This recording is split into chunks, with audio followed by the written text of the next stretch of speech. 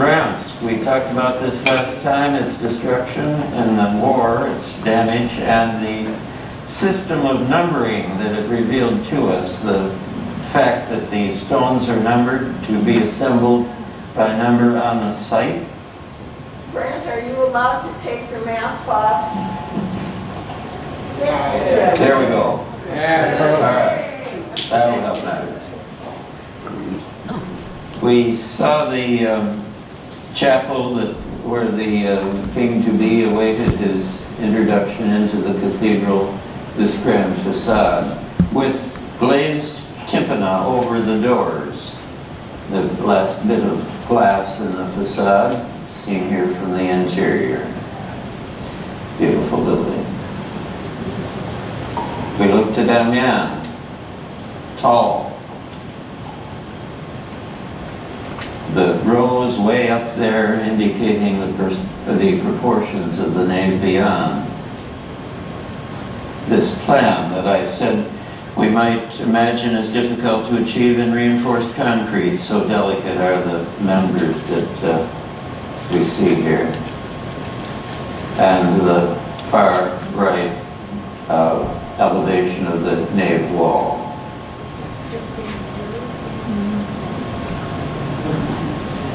Amazing.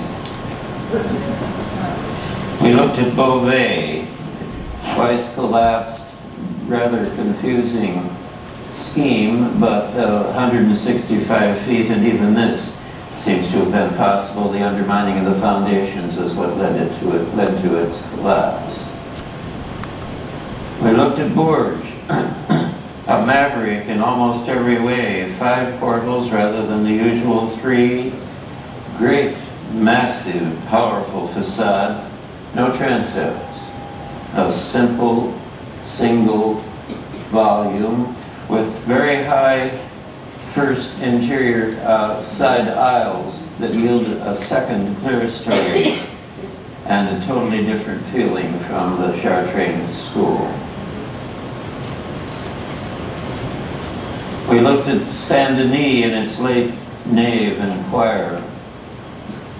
The Gothic in its late stage in France, the pillars in which one can read all of the system above, an expressive coordination that is astonishingly rich in its logic and its visual character.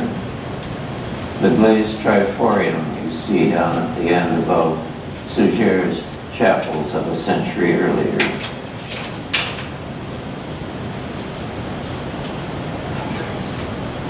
And La Sainte-Chapelle. Henry Matthews correctly pointed out that this is a stiff building on the exterior and a seemingly fragile one inside the lower chamber with its corner stair leading to this fantasy of glass and almost impossibly light supports, or so they seem.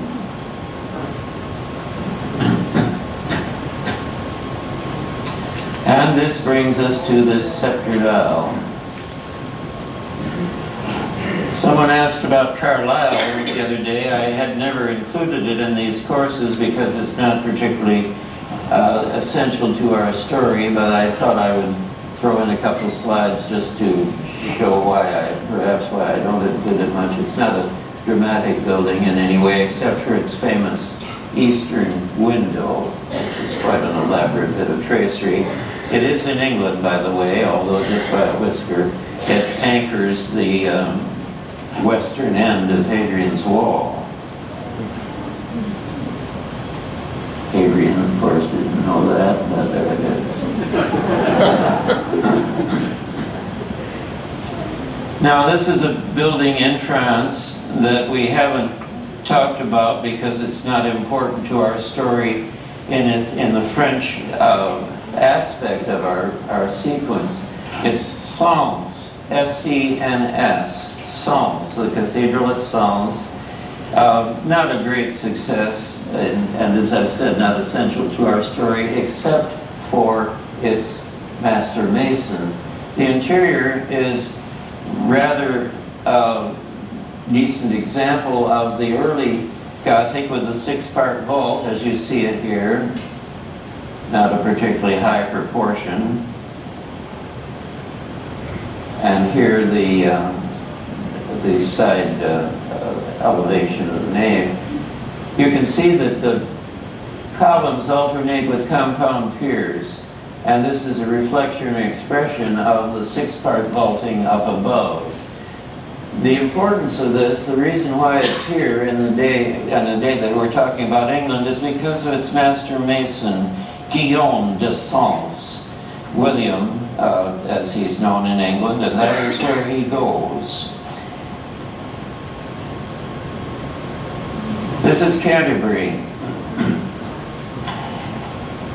Very complicated history. Buildings here from pre-Norman times, Norman buildings, the 12th century, later work, very complex. What interests us today is, well, just a little bit of history before we get to that. 1170, Henry II, as you may remember, said to one of his knights assembled, "Is no one going to rid me of this troublesome priest?" Thomas Becket, they had been friends, but Becket went his own way when he was appointed archbishop and was murdered at Canterbury, 1170. 4 years later, a fire, our usual story, and the then bishop, oh, by the way, 980, this had become not only a cathedral but also a monastery. Prior it was originally called, and by our dates it had become a full-fledged monastery at Canterbury. 1174, fire, and the then bishop decided to build in the Gothic style, and he turned directly to France. If there's any doubt at all that the Gothic in England has French origins, this should settle it. He called on Guillaume, William, at Sens to cross the channel and guide the new work at Canterbury. And Guillaume, as we might imagine, brought to Canterbury Sens Cathedral. The area in question is, you see the tall tower, and we're talking about the area just to the right of that, before that second set of transepts, that little zone in there between the tower and those second transepts, which was at one point a piece at least of the nave.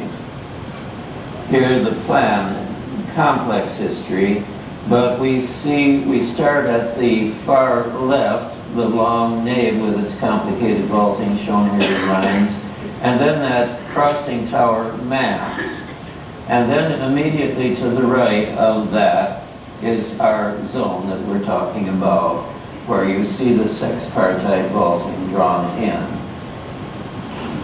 This was begun in 1174 and carried by Guillaume de Sens until 1179, when he fell from the scaffolding and was badly injured, a 50-foot fall into, fortunately, some loose material. He wasn't killed, but badly injured. And the work at that point was given to William the Englishman. How do we know this? Because Gervais, one of the monks of the monastery, kept very detailed records of the whole process. He tells us about it as it proceeds from year to year. And what, as I've said, what Guillaume brought is the cathedral at Sens, the left part of this partial plan.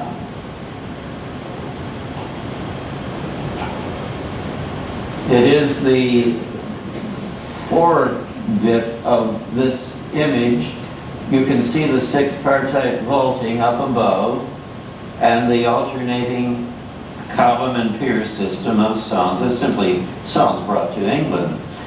And then after Guillaume's injury, the job was given, as I've said, to William the Englishman, who built the second bit leading out to Becket's crown, the piece on the far right, the little addition dedicated specifically to Becket.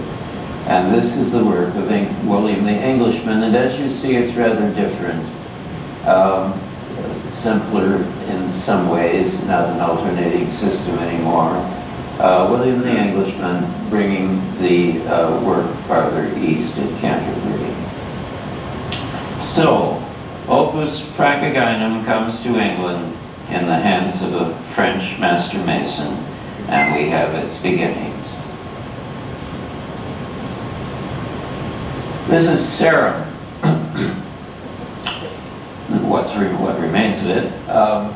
And you see there at lower left the outline of the foundations of what had been Sarum Cathedral. In 1220, the bishop finally obtained permission to move the city about 6 miles down to the river. He argued that it was a much healthier place, free from apparently as he said, the troubling winds and weather of this earlier city. And he persuaded the population to move. He built there a new cathedral, and he called the new town Salisbury. 2 syllables in English, Salisbury. And he moved the town there, and so it became. This is a model of the earlier Sarum, the city, and you see the earlier cathedral there, and the new one he intended to build in the Gothic style. This is exactly contemporary with the beginnings of Amiens in France. And here is the town and the cathedral. The ground area around the cathedral we call a close, C-L-O-S-E. And the city, as you see it at lower left, is not what we sometimes imagine as a medieval city of wandering curved streets. It's all a straight laid out grid, as rectilinear almost as Seattle. This was the bishop's plan for the new city. What he didn't tell anyone, and covered by means of what we call, I guess, a shell company, was that he had bought all the land down by the river, and he made a fortune in the sale of the thing. He made a fortune. He had the cathedral built anew. We don't know the architect, and perhaps in some ways that's fortunate.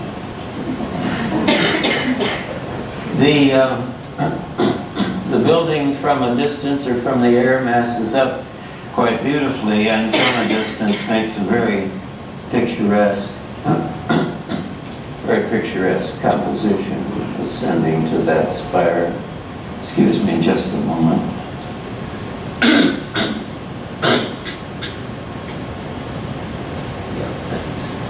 The spire is of some interest in that it still possesses the early wooden framework, so we know something more about how these were built.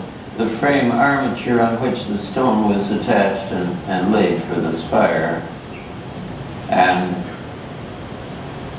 the building itself. Now, here's this architect who has a brand new site, can do whatever he wants pretty much. I mean, he has a very free hand. And what does he give it as a facade? It's not awful, I guess. Well, it is in some ways, as we'll see. But it's not a grand gesture either, is it? Someone has told him that facades have towers, so he gives them a couple of towers. You remember Reims?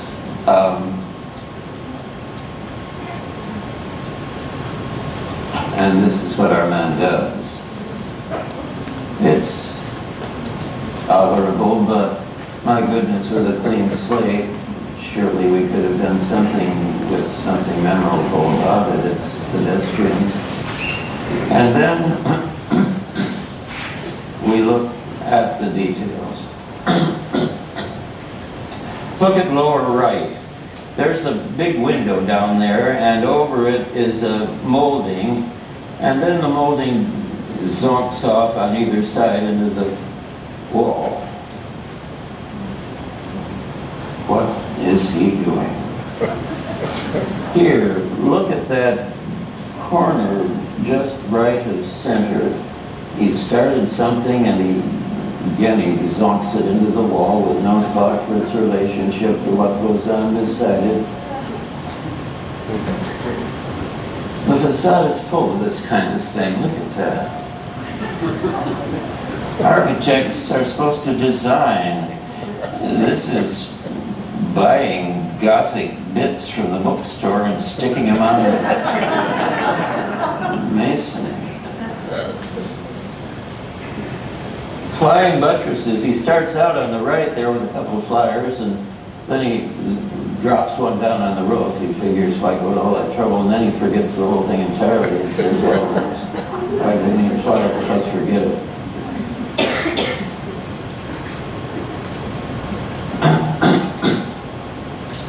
Likewise, the interior.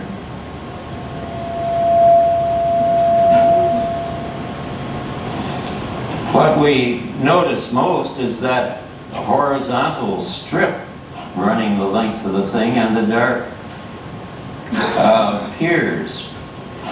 The dark stone is Purbeck marble, and it's going to feature in a lot of English work and feature quite positively in many instances. It comes from the Isle of Purbeck, and it's not exactly a marble.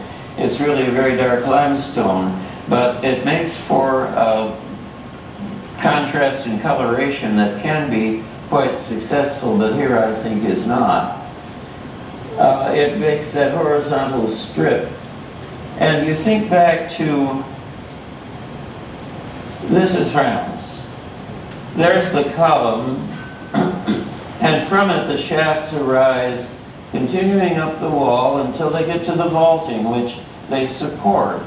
This is the column that leads up to the load that eventually crosses the space. The structure is seen for its continuity, for the way it works. Here's Salisbury. The column is there, then the arches, and nothing continuing vertically up toward the vault. Then there's that long line of Purbeck marble little colonnettes. And then the vault is set on that miserable little line of dark stuff that wouldn't hold up a flea.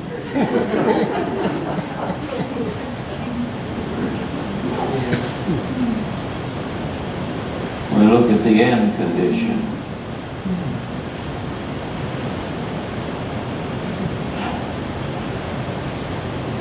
Those arches down the bottom, the two on the side, are higher than the one in the middle. Could we not do better than that, really?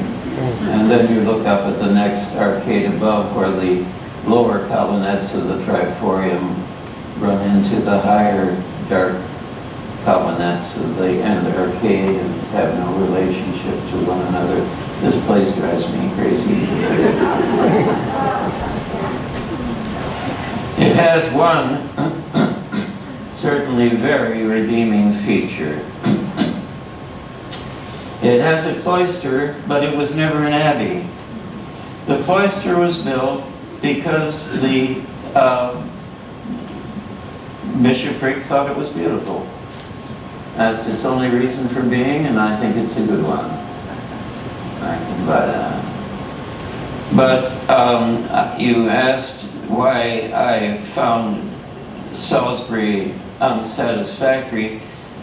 I'm being too tough on it. I understand that. It has its beauties, its attractions, but the problems I've identified are ones that an architect ought to tend to. That's what architecture is the working out of those things and the creating of memorable forms and spaces that are free of the kinds of problems that I've tried to identify for you.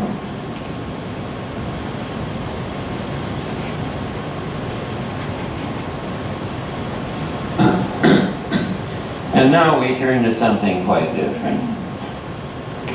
And by the way, I'm making a little change in what is on your handout sheet.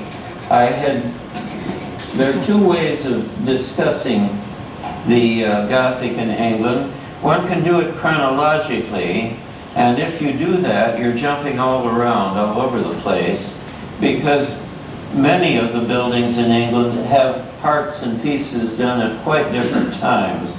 Unlike France, where we identify a building and it's a pretty cohesive package right the way through. In England, that isn't true. We get buildings with parts made in quite different times, and we can do it following chronologically, and when I taught this class at the UW, I did it that way. But another way is to just stay with a site and pick out the different times of the different parts. And I think for our purposes, that may be the better way, and that's what I'm going to be doing. So your handout sheet that identifies us as talking about wells in two different class sessions is not going to be followed. I'm going to be talking about wells right the way through here. Oh, by the way, I should have identified one thing about Salisbury, and I'm going to go back and do it. Yes, you see here, if you look up at the upper clerestory, you can see that it's in two planes. There's the outer glass, and then there's an inner armature of little colonnettes that lead up to make an interior stonework without glass in it. The glass is out farther. This is rather interesting, and we're going to find that at some other sites, including wells. All right, we go now to this lovely wells.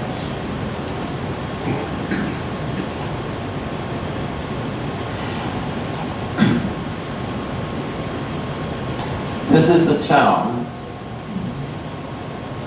We come into it typically by that street that's on the left, on which you see the cars. And we come around below the camera, down under this image, and over to what is on the lower right. That is Greater Metropolitan Wells. And we're going to come around there and enter the close and the cathedral from the town. But this shows you the overall view and the relationship of the parts. It's a lovely town, beautiful town. So we come down and around via the eastern end. Sorry, I'm going back. And here we are in the town square, and there is an archway off to the right, just off the camera, that leads to the bishop's palace. And the arch that is just right of center, that dark space, if we go through that, we find ourselves on the close. You think back to Salisbury, he didn't know what to do with the tower. This man knows what to do with towers. I often think of this as rather Churchillian. We will fight on the beaches, and we will fight in the streets, and we will never surrender. It has that kind of force. It's a facade, I think, of tremendous power, a memorable thing. Once seen it, we can forget it. It's untypical, it's not French. We're here into something that's really English entirely. Our three great portals of the French work are not there. We enter by those little tiny doorways in this facade. The great bands of sculpture, there are, I think, something over 100 figures on this facade. It leads us to an interior that some find as troubling as I find Salisbury, because of those eyes that are looking at you down there at the end of the thing. And it has some of the characteristics I found troublesome at Salisbury. It's a horizontal rather than a vertical emphasis. You don't see the line of the column rising up through that spandrel and on up into the vaulting. Rather here the triforium is just continuous. Pays no attention at all to the bays. It just runs right on the way through. The upper the clerestory is deep as it was at Salisbury, almost in two planes. And those eyes that look at you are part of four great arching systems seen here that were put in to support the tower that was failing. I don't know quite how they do it. They lock the tower completely so no part can move independent of the other. This would lock all four of the sides of the tower absolutely beyond any doubt. And it may be that that was necessary in order to prevent a distortion. We don't have a record exactly of what was the reasoning here, but that seems to have been the approach. I can't think of another reason for this that would work.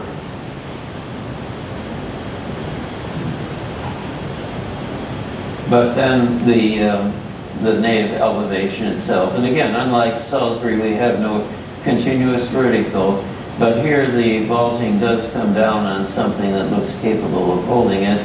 The clerestory again in 2 stories, and the triforium running right the way through, paying no attention at all to the base system. You see here too the nave columns or piers and the lovely capitals. We're going to find time and again in England a celebration of plant life, and here the plants, where they've been identified, they are regional. These are the plants of Somerset, and I should have told you the location of Wells. It's about, as I remembered, about 6 miles southeast of Bath, and the bishopric is joined. It's the Bishop of Bath and Wells.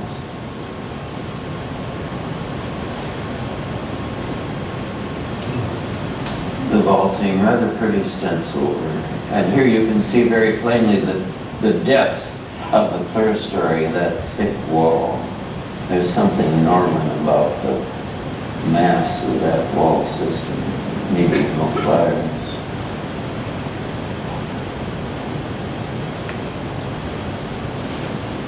Now, what we've seen so far is the left part of this plan and the crossing tower seen there with the 2 great transepts either side. We're going now to the part on the right. The transepts, you should note, they are a continuation of the system of the nave, but if you look at the upper one, you see that flanking it is a little thin piece of architecture that leads to that octagonal chapter house. This is going to be a feature of the British cathedrals, and this, as we'll see, is a nice one. You look at that plan to the right of the crossing tower, and you see that there are a lot of lines there. This is late. 1325 is the beginnings of that choir, and the chapter house is from the 1440s. So we're moving far ahead in time here, and we go to that choir. You see it here in overview, and you'll see it's lit with the flying buttresses just this side of the great tower. You see that it has a window at this end of it, and then the remainder of the building is quite low. That part is the latest of the bit and the most elaborate. And you can see here too then the 8-sided chapter house off to the one side.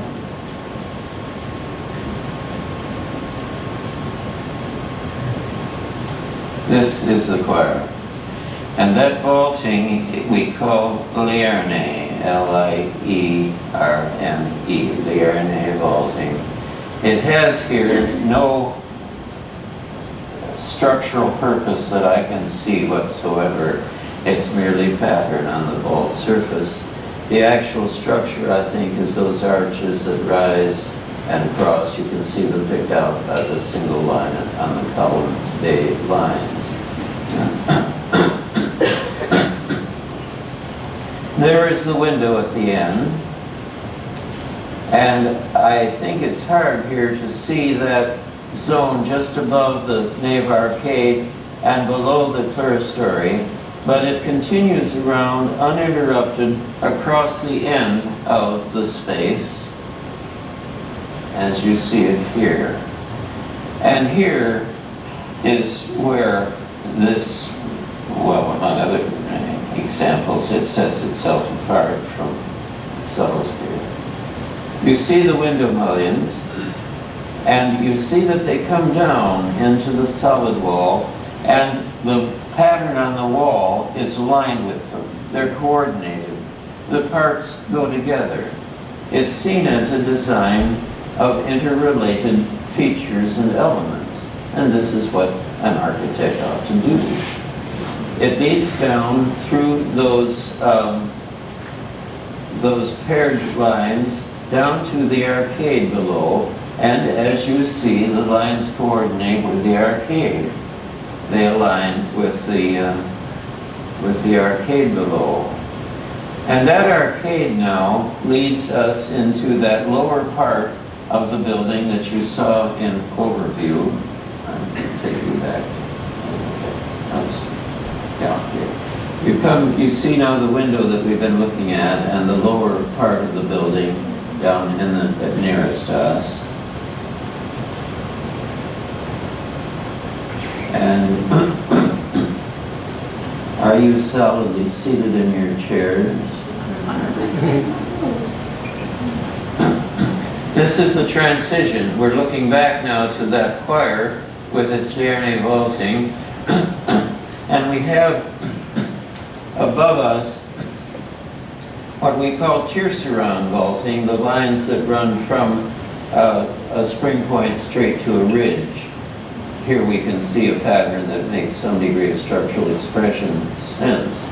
And you see the three arches, the two columns that are at the bottom in the lighter color, the Purbeck marble again.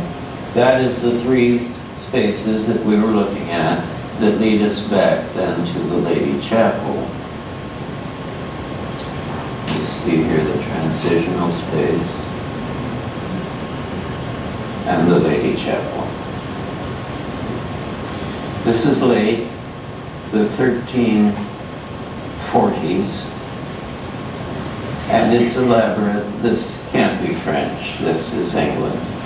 And England, I think it's love of line predominates.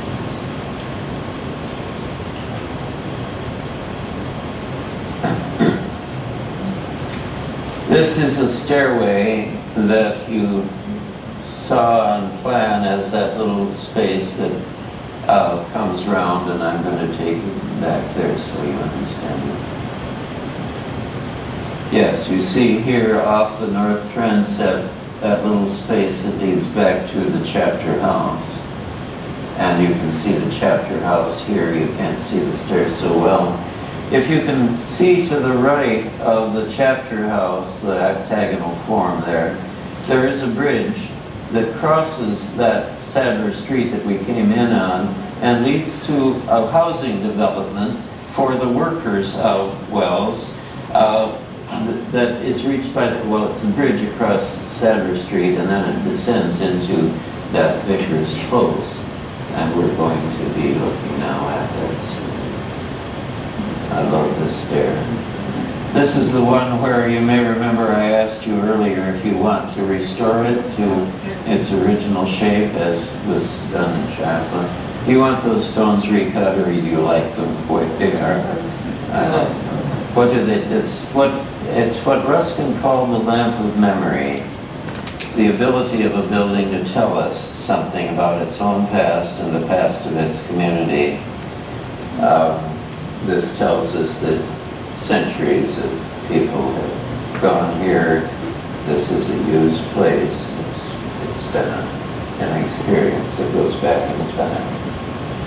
It rises to a lighted space at the end, and that is what leads us to the bridge and the Vicar's Close across Sadler Street. But then the stair, as you see, pivots. It makes a kind of sweep up toward the upper right and toward that second destination. Isn't that a beautiful design? I think that's such a glorious way to get to two different destinations by the same means.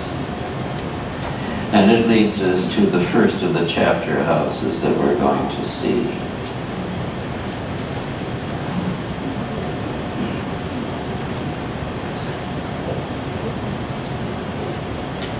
And this again, you see how we come into an English Gothic that is not French anymore at all. It begins with Guillaume et Sens, but it goes its own very different way. The tierceron vaulting here that rises to those ridges. And look, think here about the design. Someone worked this out, and then the craftsman who made it. The craftsmanship here, you start with the shell and the lines that meet the bosses, the skill and care of the construction of the thing, I find astonishing. I've told you that I like wells, and I do, you can see why. I've consistently misjudged my time, and I find we have a good bit of time for conversation, and that's fine. Next time around, we're going to look at the other of my two favorite cathedrals. Wells is one, this is Exeter. We're going to look at Exeter next time around. Tierceron vaulting, beautifully done. And someone was asking if we're going to get to Ely. Indeed we are. The Ely Octagon. If this doesn't interest you, you're in the wrong home. Well, with that then, I'll be glad to discuss whatever you'd like. Were those last churches in England? Were those last churches in England? Oh yes indeed. This is Exeter down in Devonshire, and this is Ely up north of Cambridge. Yes indeed. England. All right, do you have any questions? We have two people to circulate the microphones and answer questions.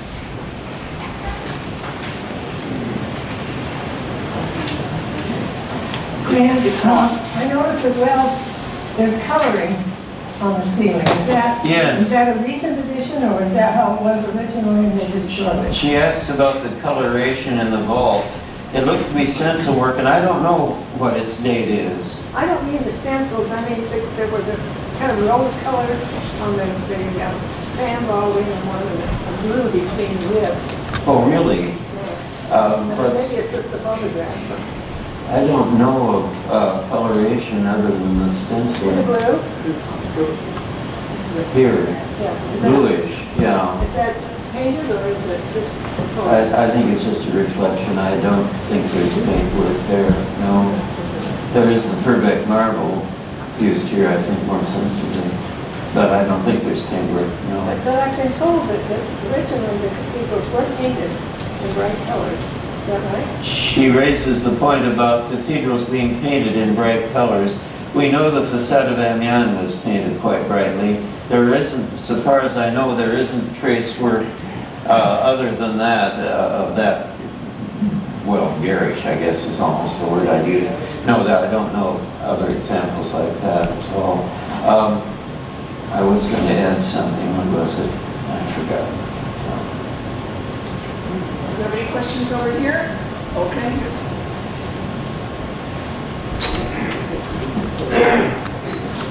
In taking the design, the architect to actual construction, was the architect on site, and did the architect have assistants to work with the stone cutters to make sure that the stones were cut to precise measurements? Was the architect, in other words, directly involved in the construction? Certainly the answer is yes for most of the period. I don't know at this late stage the degree of, I don't know exactly how that worked. I talked to you earlier about the tracing floor in which these ribs were drawn at full scale and the stones cut to the tracing floor outline. And Wells actually is one of the sites where we actually still have one. At one of the towers there is still an intact tracing floor that shows the drawing out of the ribs at full size. The control of that would have fallen ultimately to the architect. It would have been his responsibility to see that that was done accurately and put in place correctly. But it would fall also clearly to the craftsmen in the lodge who were working it. The fineness of this work speaks to a lodge that is staffed by very talented and very careful and very dedicated men. I don't know more about the details of the interaction between the architect and the masons. In early days, of course, they were one and the same until we got to Rams and found ourselves with an architect. And here we don't know any of the architects at either Wells or Salisbury. None of them, nor at Exeter. We know at Ely. We know the designers at Ely. Yeah. Is there a question on this side? Grant, these multiple arches, do they serve some unique structural function, or are they more decorative?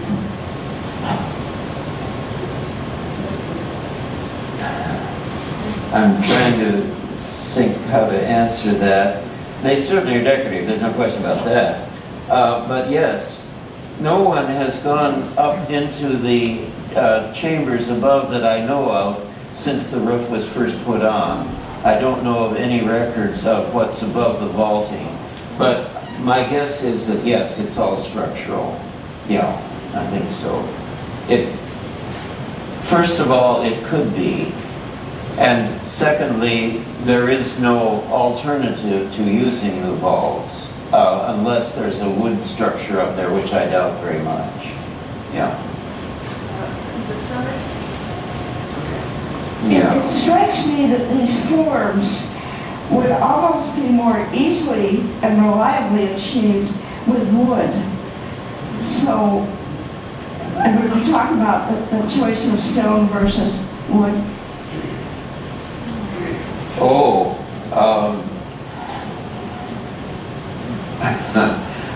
again, I don't quite know how to answer it. They simply are stone.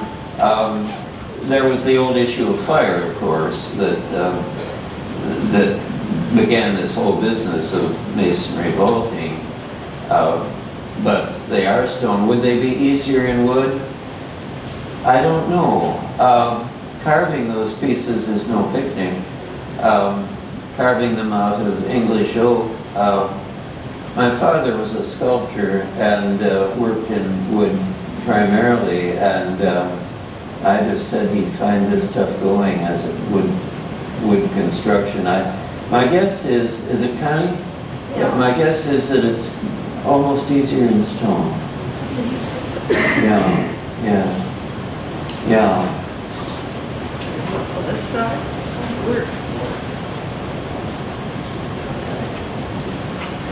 Well, that leads to one of my questions. Pull your mask down. That leads to one of my questions. I was wondering what kind of tools they used for carving the stone. I mean, it's so precise. Yeah, isn't it? Yes. We don't know a lot about it. We know more about the big tools. There was the compass that was a huge thing for the laying out of window locations and so forth, and the plumb, of course, and they used a Roman plumb, which is a more complicated affair for the larger issues. I don't know much about the chisels, and I don't know that anyone does.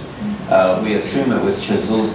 It's easy, well, not easy, but it's possible to make steel templates that will do a scraping action to create a continuous molding. And my guess is that probably was done. I talked to you earlier on about the softness of the stone when it comes from the quarry, and my guess is that with a series of templates cut to the molding profile, one could work the piece in that way. I certainly would have tried that had I been a mason in 1325. But devices like that, but we don't know them very specifically, I'd have to say. Yeah. I have another quick question. Yeah. What was the function of the chapter houses? That was where the bishop and the staff met to carry out the business of the bishopric, but also in the case of the abbeys, it was used for the abbots for the convening of the monks. Okay, is there any questions on this half?